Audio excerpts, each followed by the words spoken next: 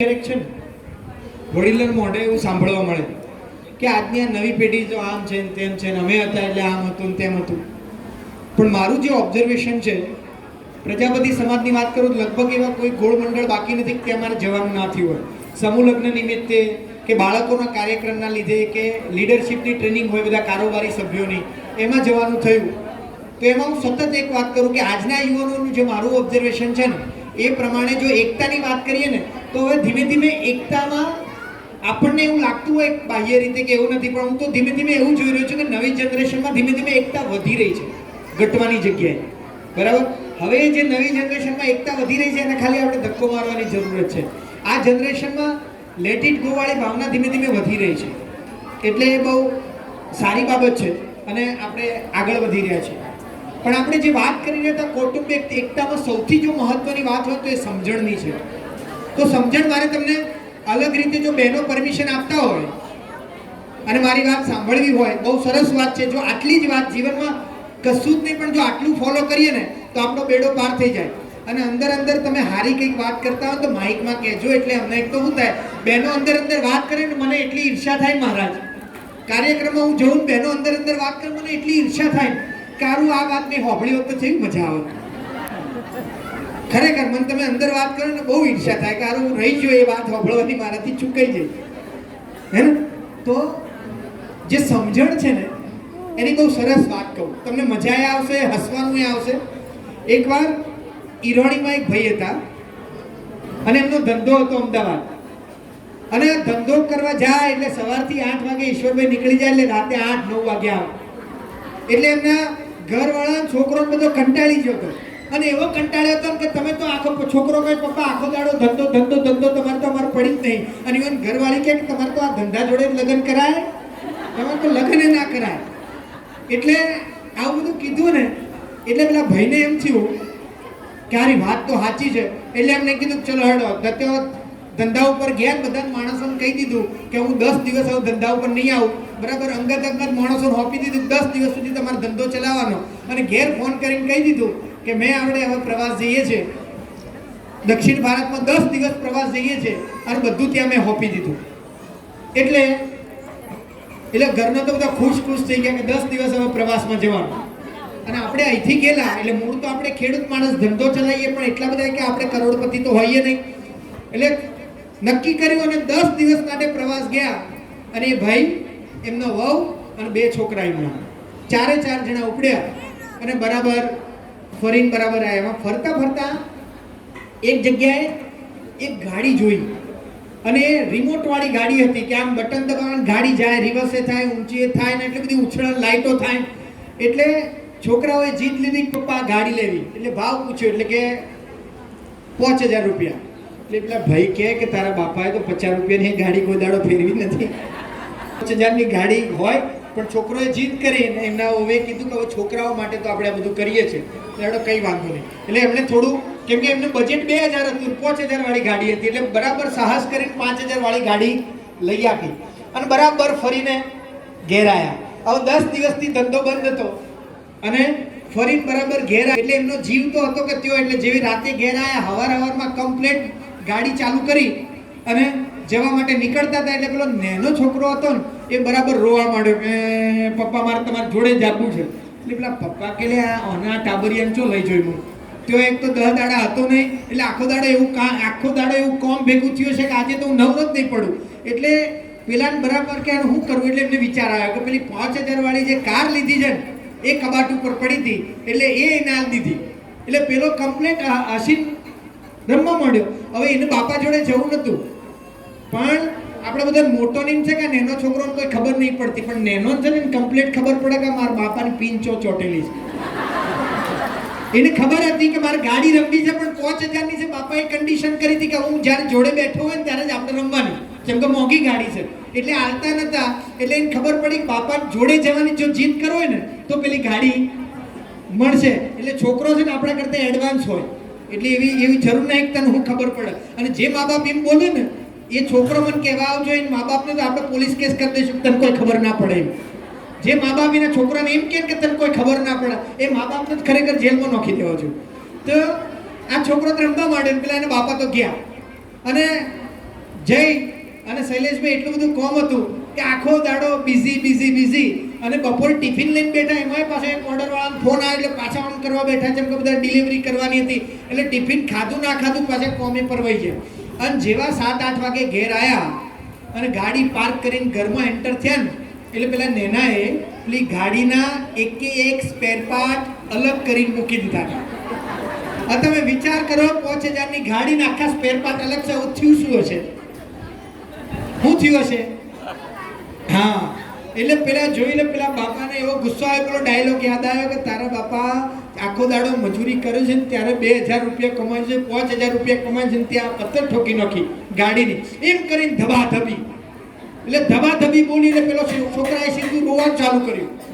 હવે રોવાનું ચાલુ કર્યું, એની બાજુમાં એનો પેલો મોટો ભાઈ 10 દાડાથી બહાર ગયા હતા, એટલે જે નિશાળનું હોમવર્ક મળ્યું હતું ને એ હોમવર્ક દોપણીને કરતો હતો અને પેલા આકળાયેલા બાપા એને પાછળ જઈને મારી, પાછળ જઈને બૈડા ઉપર એવી પડી. તમે યાદ કરજો, જાણે આપણને ખબર ના હોય ને પાછળથી કોઈક મારે ને એને ચચરાટ વધારે થાય અને વાગે વધારે. જો આપણને ખબર હોય કે બાપા મારવા આવ્યા તો આપણે થોડુંક શરીર સંકોચી લઈએ તો આપણને વાગે ઓછું, પણ જ્યારે ખબર જ ના હોય પાછળથી પડે ને એ વાગે વધારે. એટલે પેલા છોકરાને પડી, એ કે પપ્પા હું શું કરું? એટલે કે જોતો નહીં હોય કે ગાડી આખી તોડી દો, કે પપ્પા હું તો લેસન કરતો તો હું કરું આમ ને તે. આમાં જેટલા મોટા હશે ને, આમાં જેટલા બેઠા હશે, મોટા હોય કે મોટી હોય, એ બધાને ખબર હશે કે વગર લેવા દેવાના જેટલી વાર ધોવાયા. ઘરમાં જે મોટો હોય ને, ઘરમાં જે મોટો હોય ને જોજો, હંમેશા ઘરમાં કોઈ ધમાલ થાય ને મા બાપ થઈને પેલા મોટાને ધોઈ જ નાખે, અને પછી પેલો મોટો કે આવું છે તો હું કઈ બચાવવા આવે ત્યારે ખબર પડે કે મોટા તો કોઈ લેવા દેવા હતી નહીં, પણ માર મોટાને પડે. એટલે આપણે જેના ઘેર મહેમાન તરીકે જઈએ ને એમાં જઈને પૂછીએ કે કેટલા બાળકો? એટલે કે 2 બાળકો, અમારી મોટી છે અથવા અમારા મોટો છે ને બહુ ભોળો અને મારો નેનો છે ને બહુ હોશિયાર. પણ મને તમે એક જણ એમ કહો કે કોઈના ઘેર તમે એમ સાંભળ્યું કે અમારો નેનો છે એ ભોળો છે? સાંભળ્યું?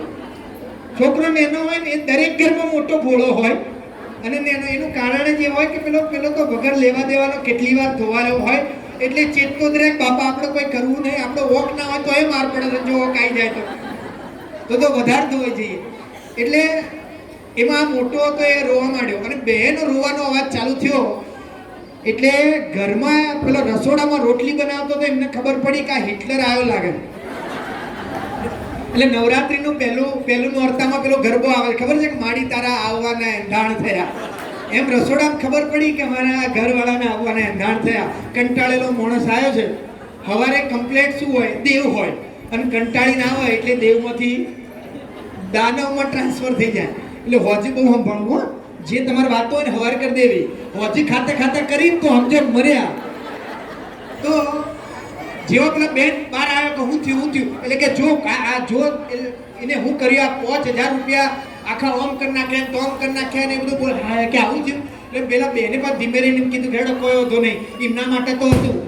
હું કે એમનામાં તો હતો, આ તો તીજ ફટવાડી માર્યા છે, આ ઉપરાણું લઈ લઈને તીજ ફટવાડી માર્યા છે. આખો દાડો શું કરતી હતી ખબર નહીં પડતી, આટલું જોર નહીં રાખતી. એટલે પેલા બેને એમ કીધું કે આપણે 10 દાડે આવ્યા છીએ અને હું તો આ બધું ઘર સાફ કરવામાં અને એ બધામાં લાગી હતી અને હું અરે હાવ મને ખબર છે હું ઘર સાફ કરવામાં બરાબર બપોરે ખાઈને તો તમારી અનુપમા ચાલુ થઈ જઈ હશે. હા, અનુપમા ચાલે છે ને કે બીજી કોઈ નવી આવી છે માર્કેટમાં? અનુપમા ચાલે છે ને હજી? તો કે બપોરે તો તમારી સિરિયલો ચાલુ થઈ જશે ને હું વાત કરું આમ ને તેમ. એટલે બરાબર 2 હોમાં યુદ્ધ ચાલુ થઈ ગયું. એમાં મહારાજ બરાબર યુદ્ધ ચાલુ થઈ ગયું હતું ને પેલા ભાઈ એમ બોલી જાય તારી માએ એવું શીખવાડ્યું હતું. એટલે પછી તો હોમરી સાઈડથી બાટલો ફાડ્યો કે આ વાતમાં તમે મારી માને વચો. અને પછી તો એકદમ મહાકાળીનું સ્વરૂપ અને બે વચ્ચે એટલો મોટો ઝઘડો થયો. આ બાજુ પેલા ભાઈએ બરાબર ટિફિન જમ્યો ન તો એકાદ રોટલી ખાધીને કોમ ધંધો પરવાઈ જ લઈને બરાબરની ભૂખ લાગી હતી. આ બાજુ છોકરોએ બરાબરનો ભૂખ્યો થયો હતો, એ બેનને પોતાને ભૂખ લાગી હતી, પણ એટલો મોટો ઝઘડો થયો કે કોઈ ખાવા બેઠું નહીં.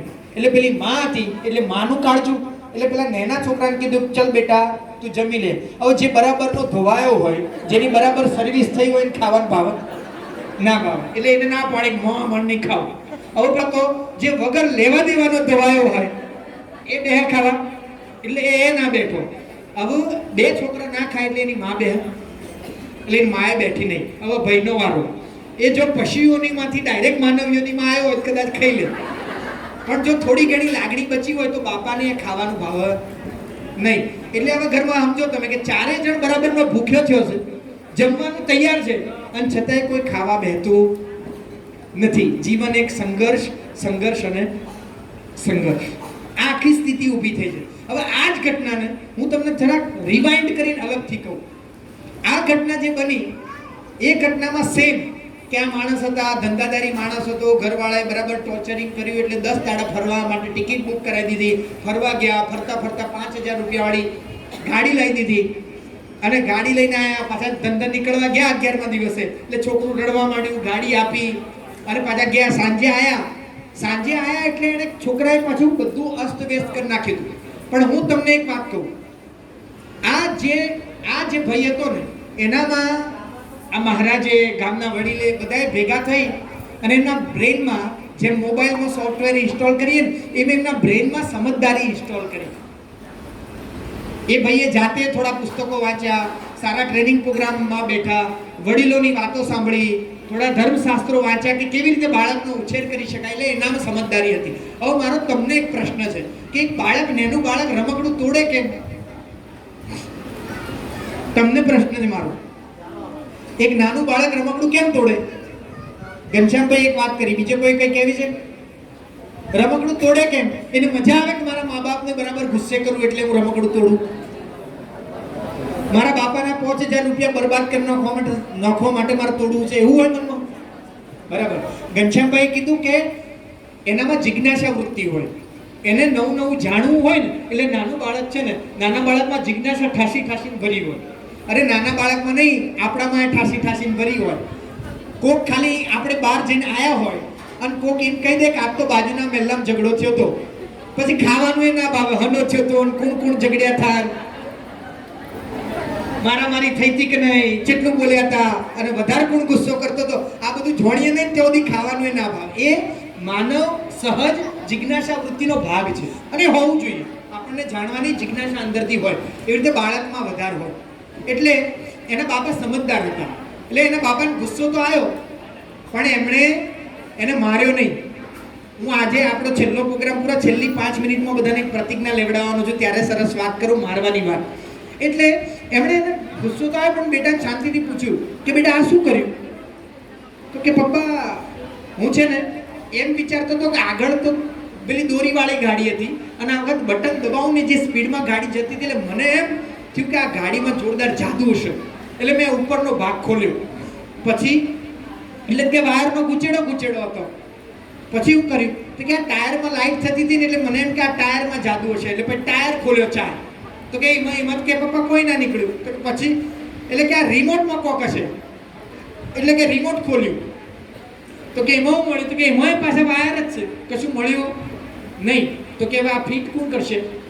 એટલે કે પપ્પા એ જ કરું છું પણ થતું નહીં. એટલે પેલો જે બાજુનો જે મોટો લેસન કરતો હતો ને એને પ્રેમપૂર્વકની ટપલી મારી અને કે જો તારો નાનો ભાઈ કેટલો ચાલાક ચબરાક છે, એક જ દિવસમાં જો એને બધું ખોલી નાખ્યું. એટલે પેલા એમ કીધું કે હા પપ્પા હું લેસન કરતો હતો, લેસન કરીને એની જોડે જવાનો જ હતો, હમણાં તૈયારી જ છે, હું જતો હતો. આટલી ચહલ પહલ થઈ એટલે પેલા બેનને ખબર પડી કે આયા નહીં. પણ સમજદારી વાળું પેલું ઇન્સ્ટોલેશન સમજદારી વાળું હતું એટલે કશું કકડાટ થયો નહીં, છોકરો રોયો નહીં. એટલે પેલા બેન પાણીનો ગ્લાસ લઈને, ટ્રેમાં પાણીનો ગ્લાસ લઈને બહાર આવ્યા અને કીધું શું થયું? તો કે જો આપણો રાજકુમાર આટલું નાનું અમથું ટાબરિયું છે અને છતાંય એણે જો એક જ દિવસમાં આખી ગાડી ખોલી અને કમ્પ્લેટ બેસી ગયો કે આ ગાડીમાં શું થાય. એટલે પેલા બેને શું કીધું ખબર? કે બિલકુલ તમારી ઉપર જ ગયો છે. કે તમે રજાનો દિવસ હોય એટલે કે કોઈને પેલા બોલાવતા નથી, ઇલેક્ટ્રિશિયન નહીં બોલાવતા કે પેલા નથી બોલાવતા, તમે ડિસમિસ લઈને જાતે અમુક વસ્તુ સોલ્વ કરી દો છો. મને એમ લાગે છે કે મોટો થશે ને સારામાં સારો એન્જિનિયર બનશે અને છેક નાસામાં જશે ને આપણું નામ રોશન કરશે. આવું કીધું એટલે પેલા ભાઈએ કીધું કે કઈ વાંધો નહીં. બધા હસવા માંડ્યા. મને બરાબરની ભૂખ લાગી છે, આજે ટિફિન હરખું ખાધું નહીં. પેલા બેન કે આ છેલ્લી રોટલી કરીને જ બહાર આવી છે, ચલો રેડી. એટલે પેલો જે નાનો હતો ને ખોલીને બેઠો હતો એને બાપાએ બોલાવ્યો, આવી જા બેટા ખાઈ લઈએ, ખાઈને પછી હું તને મદદ કરું, આપણે બે ભેગા થઈને પાછી ગાડી ફિટ કરી દઈએ. પેલો લેસન કરતો તો એને બોલાવી લીધો અને 4 જણા બેઠા અને એકદમ હસી મજાક કરતા આખા દિવસમાં શું થયું હતું એની વાતો કરતા જમવા માંડ્યા. ઘટના એક જ છે પણ જ્યાં જીવન એક સંઘર્ષ હતો એમાંથી આ જીવન એક ઉત્સવ થઈ ગયું. એટલે જીવનમાં સંઘર્ષ લાવવો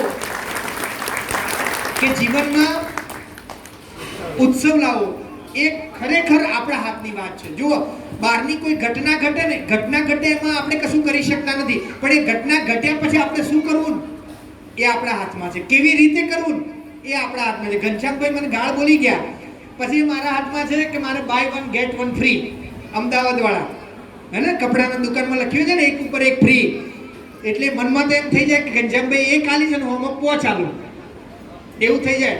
પણ એ બધું મારા કંટ્રોલમાં છે. મારે એમને ગાળ બોલવી કે મારે એમને જઈને પૂછવું કે મારી શું ભૂલ થઈ તમારે ગાળ બોલવી પડી કે તમને કોઈ મિસઅન્ડરસ્ટેન્ડિંગ થઈ છે કે શું થયું છે, તો એ બધું પછી આપણા હાથમાં છે કે આપણે શું કરવું.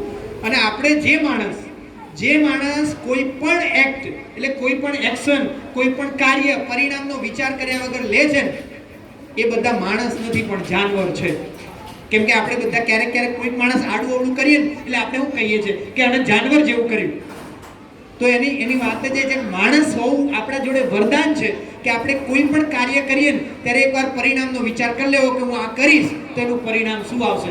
પરિણામનો વિચાર કરીને કરીએ ને તો આપણે માણસ છીએ અને માણસ તરીકે આપણે ડિસિઝન લીધું હે ને. તો હવે પાછા બહુ વધારે ગંભીર વાત થઈ ગઈ, પાછા આગળ વધીએ. હવે એક બાળગીત રજૂ થાય છે અને નાના ટેણિયા આપણને બાળગીત રજૂ કરશે. એ બાળગીતના શબ્દો છે